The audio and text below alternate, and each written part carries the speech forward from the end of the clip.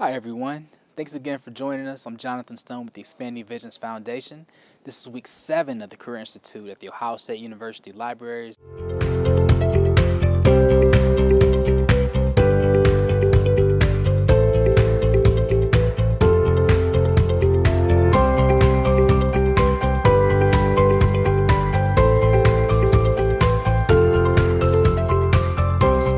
This week, students are going to be learning about what it takes to be successful in the workplace. So they're going to learn how to network, how to communicate with different people, how to learn the culture of a workplace environment. Hope that you enjoy today's class. If you learned something new, if you have questions, feel free to leave some comments. We'll definitely answer those questions in the comment section, and enjoy the class today. How was the interviews this week for those of you that had interviews? Very good. Raise your hand if you had an interview. It went really well? Yes. Why do you think it went well? I would say that, like, not only just the class, I would just say, like, you have to use your natural abilities while you're in there, because you can't just be like Winging it? Yeah. So anybody else have good things to say about the interview? Yes, ma'am. I feel as though I did really well because I gave really thorough answers and I made sure to be honest and I prepared myself really well. And I just feel like I did really great overall. Cool. All right, so we are in the last stretches of this particular curriculum. So tonight we're going to talk about success in the workplace. How about that? Success in the workplace. So really what the expectations should be on a job, that first day you get into the job, some things you should do on your first day, and then just in general, how to be successful in the workplace. Like, I don't know what your perception is working in a real environment. Like, what are some of your perceptions in actually having a real job?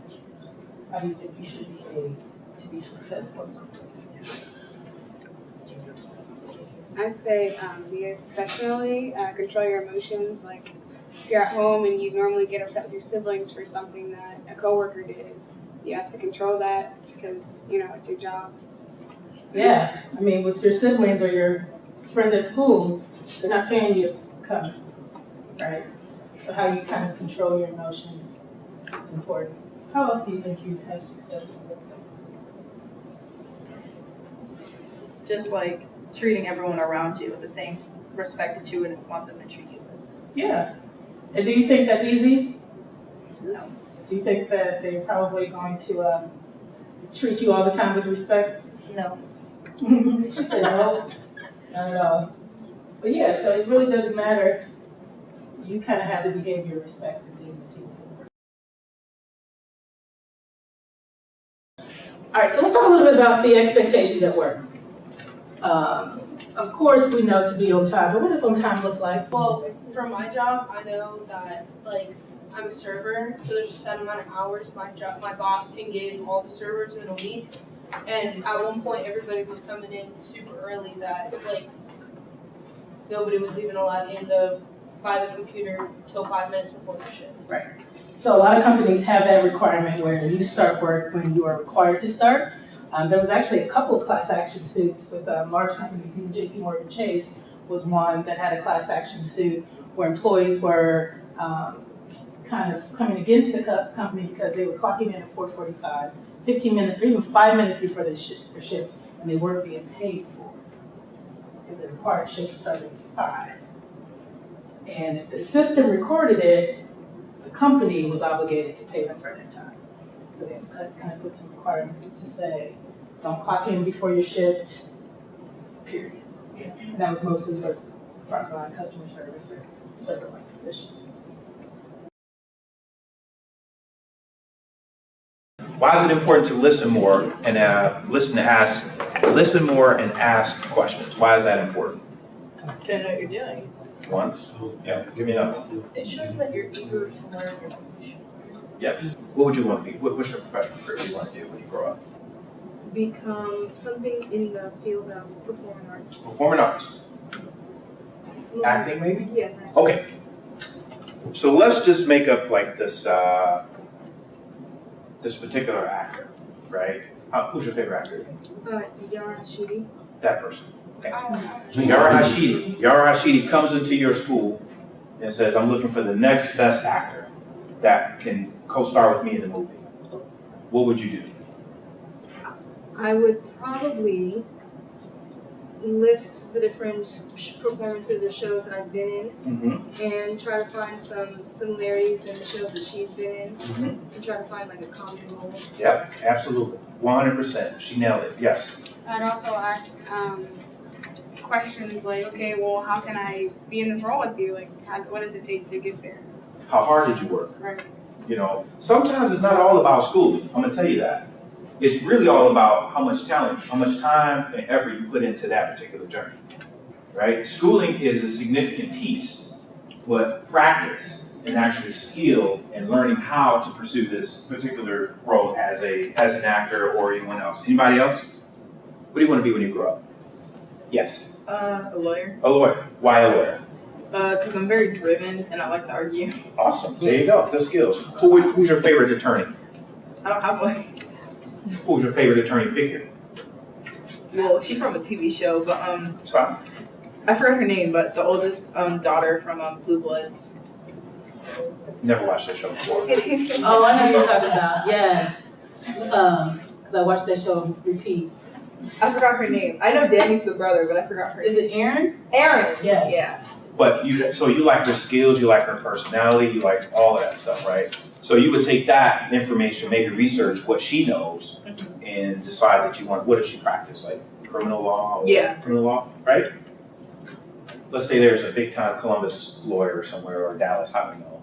What will be the first thing you ask that person if you met them? They said, let's sit down for 30 minutes, you can ask me any question. What would it be? What would be the first skills that they learned going into the career? Would you talk more with them or would you listen? I would listen more. Right. Become a mentor. Mentee, not a mentor. Mentee. Let them become your mentor. It costs you nothing to become a mentee of somebody. You can't pursue this journey by yourself. It being an entrepreneur, right? No telephones. Right? A barber, a professional physical trainer, right? It's okay to have a mentor. I've had several. How do I apply for a new position? This is one of my favorite ones. What would you do? What would you do if you saw a new position within your company? How would you apply? What would you do? Well, What's the first thing you do? I make sure I have I can do it and I have the experience for it. Okay. And go to my manager, maybe ask. There you go. Exactly. That's important. Who knows that's important to ask your current manager that you're interested in another position? Why is that important? Anybody? Because I can give you that information or tell you that you did they can Get somebody else to get ready to take the position. Yep, absolutely. Anybody else? What about you, sir? What about you? How would you let your manager know? How would you apply for a new position? What would you do? What steps would you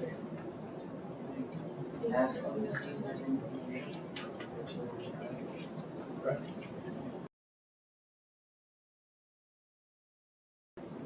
So you get the job, and performance is everything, right? So good performers usually produce results quickly.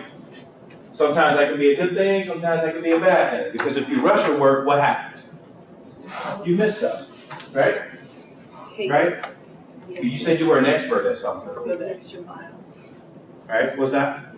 Oh, we were just reading about it. Go the extra mile, that's right. Go the extra mile. Poor performers complain, they always complain.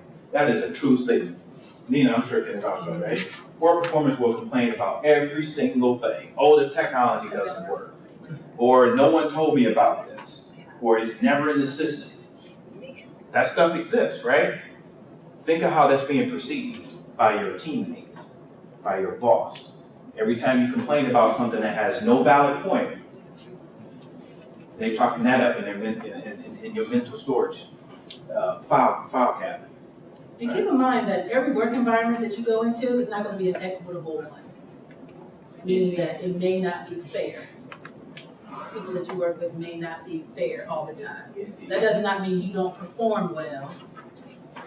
in the job requirements. You still do, regardless of the environment.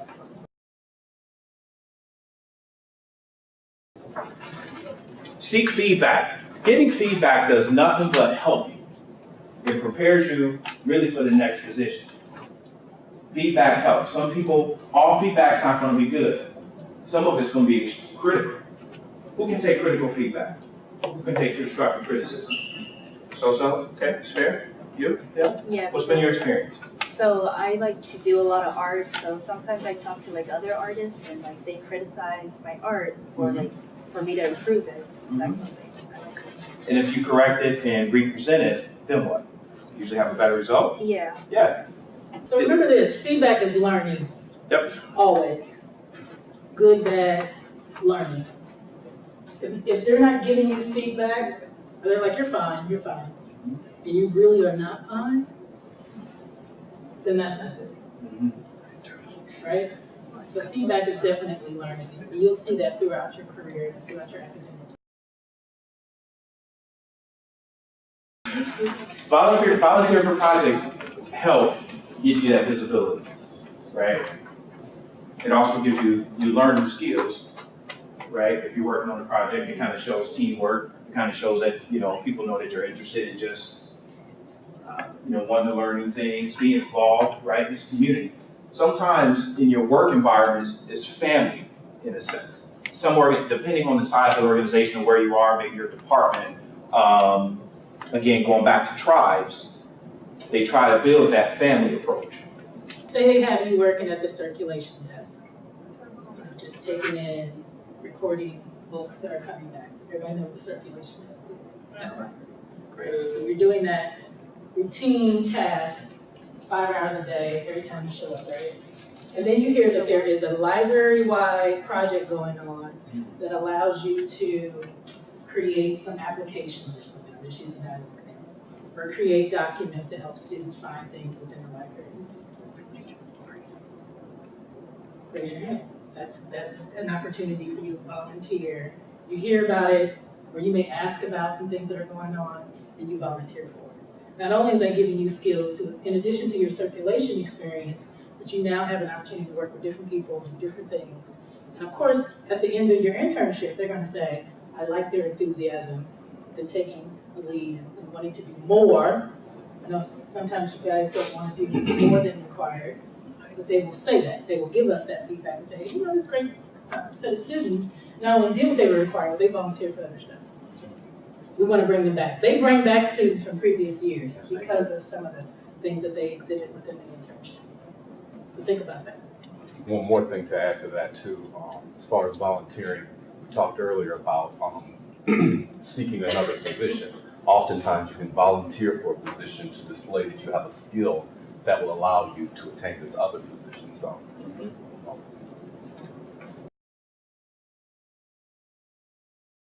So HR, and I'm going to use this from my company perspective. We are the middleman. This is the hiring manager, hiring managers. This is the organization, the well-being of the organization. Our job is to keep our organization from being sued, risk, or whatever, because maybe hiring managers don't know how to interview and practice discriminatory practices. We also are the people that make sure everyone's being paid around the same amount of money, pay equity, right? You two were hired for the same position. Let's say you're both attorneys. We're paying you $150,000 a year, and we're paying her $210,000 a year, but y'all graduated together on the same day. How would you feel about that? I feel disrespected. Disrespected, right? Because you put the same amount of work in, right?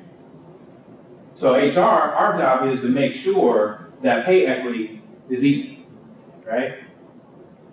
We also assist the organization from a strategic perspective if they want to build a brand new unit, a brand new programs coming in.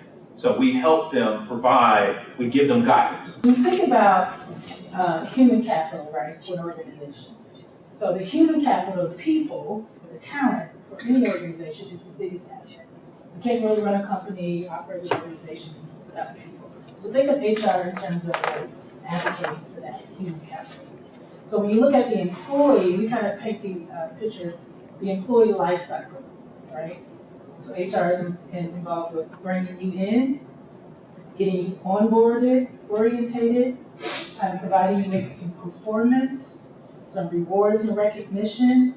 Maybe there are some succession planning, some mobility kind of factors, and you retiring. So that's the role that HR is kind of advocating for, that whole life cycle that you represent for that organization. My boss today walked into my office and said, you need to be on the diversity and inclusion team in some capacity. Diversity and inclusion means more than just hiring someone of the opposite race or different races. Okay? Don't just think it's all about that. It's gender, it's religion, it's many things, right? And that's starting to become a really big thing, supporting people from various backgrounds.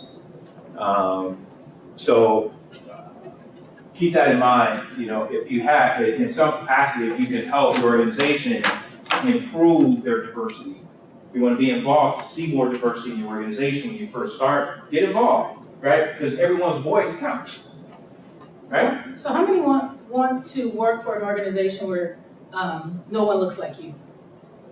No one looks like you. You walk into an environment, work, and no one looks like you. How would you feel? Like an outsider. Like a who? Well, that's my school, so. Like an outsider? So you want to continue that?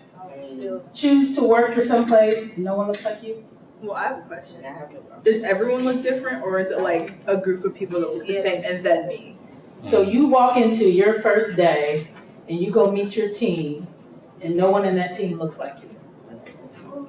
Some may say I'm used to that, right? I'm used to that, right? That's what you said? So when we talk about diversity and inclusion, and we've been talking about it for years. So companies that really value the diversity of teams, right? And that's important not only to the organization and what it looks like, but how they bring on talent. And I'll say, really within your generation is one of these generations that are probably going to be the most ethnically diverse going into a workplace. And you are going to have specific identities that you respect and you expect others to respect. So I teach diversity and inclusion here at campus, and I kind of advocate for the fact that companies have to be prepared for the difference, more so than we were 20 years ago. 20 years ago, we were black and white, mostly white male dominated, right? So women became more advocates for their place in leadership. But 20 years from then, we are still struggling for differences within the workplace. Differences in how senior level positions, oftentimes there's not a lot of great representation of ethnic diversity. That's more in women. So we talk about all of these identities. We're talking about age, we're talking about LGBTQIA identities, we're talking about religious identities, we're talking about race, we're talking about gender. So how does that look when you go work for an employer? That's okay to ask in an interview and as you're doing your research. What is the diversity model or philosophy? And inclusion is just a new term we've kind of coined over the last maybe 10 years where we know we can get diverse talent into the workplace because we're looking at different avenues, we have different strategies of where to go find. So maybe your school, your college is an HBCU or they have like particular ethnic programs for you to get into organizations. So we know we can get you in the door, but how do you stay? How do you, again, walk into a team meeting, no one looks like you, and you're not invited to the table because of your difference. So the effort of inclusion is really intentionally having organizations behave in a way that they engage you. So your only one is not the only one. Make sense? And it's a great talent brand too. So if I can go and talk about, hey, OSU hires a variety of diverse talent, and I can prove that, you want to come work for me, right? At OSU. Yep. And I tell you how we kind of cultivate this environment to make you bring your authentic self to work. You want to work for that place, right?